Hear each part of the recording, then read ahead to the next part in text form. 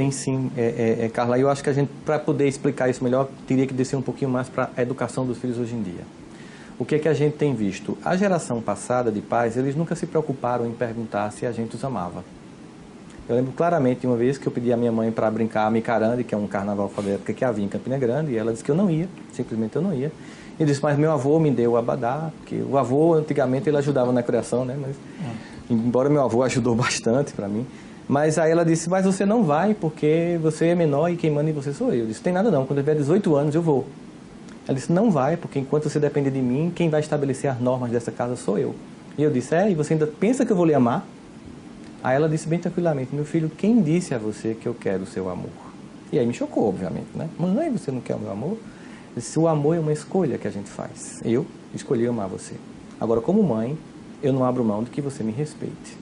Eu só fui entender aquela cena muito depois. Fazendo curso de psicologia, eu fui entender que o amor é um sentimento muito sofisticado. E ele precisa de algumas pré-condições na escala dos sentimentos para que ele ocorra.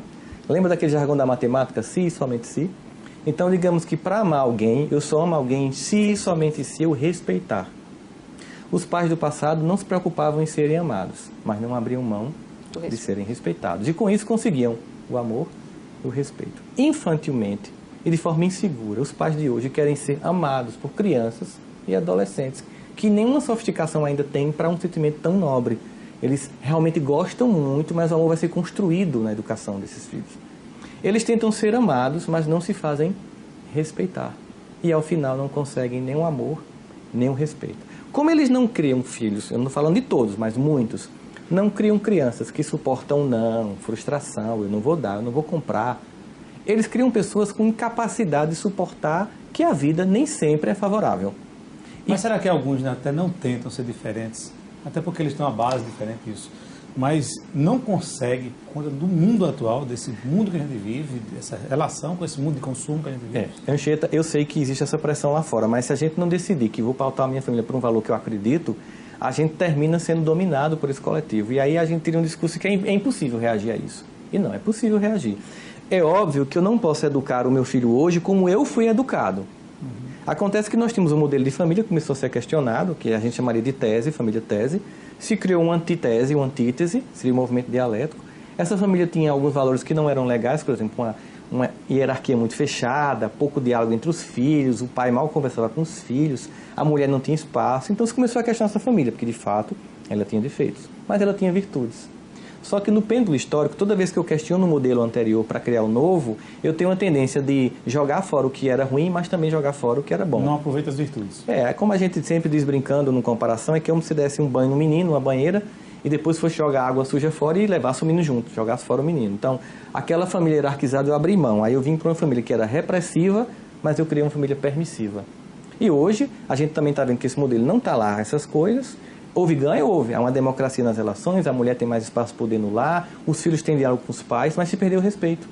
Então, a família síntese, que é a família antiga, tese, a família antitese, vamos para a família síntese, nesse movimento dialético, é uma família em que eu mantenho essa democracia familiar que foi conquistada, é muito bem-vinda, a criança poder se expressar, mas eu trago de volta o respeito, a disciplina, a norma, as frustrações, que eu não posso dar tudo que você quer, mesmo que eu possa.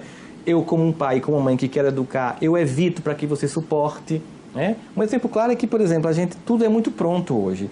Você, da minha geração, Cita, sabe que para a gente comer uma pamonha era todo um dia no milharal, catando, depois descabelando, os homens iam, era até uma coisa divertida. Depois a gente cortava, moía com moinho à mão. E 5 da tarde era um ritual familiar inteiro em que a gente comeria a pamonha. A gente passa hoje na padaria e compra pronta. Então, por exemplo, pegar um filho em casa para fazer um bolo é uma boa experiência de trabalhar com ele a resiliência, Carla. De você chegar, vamos fazer o bolo. Bom, em vez de comprar pronto, aí começa, faz, ele vai ver o esforço que dá, a mão que machuca, o tempo de esperar. Tá pronto? Não, tem que esperar esfriar. Ele passa mais ou menos umas 4 horas para comer um bolo. Aquilo é uma experiência rica dele esperar o tempo. Nós temos uma geração ansiosa. E essa geração ansiosa e pouco resiliente, ela tenta tamponar essa falta de afeto, porque se eu não respeito meus pais, eu termino não amando meus pais. E eu vou para relações fragilizadas, inclusive namoros fragilizados. E aí você vê uma jovem acaba o namoro e se suicida.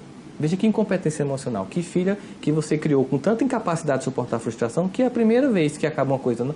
Em vez de ouvir Pablo, né? E chorar, e depois reviver, né?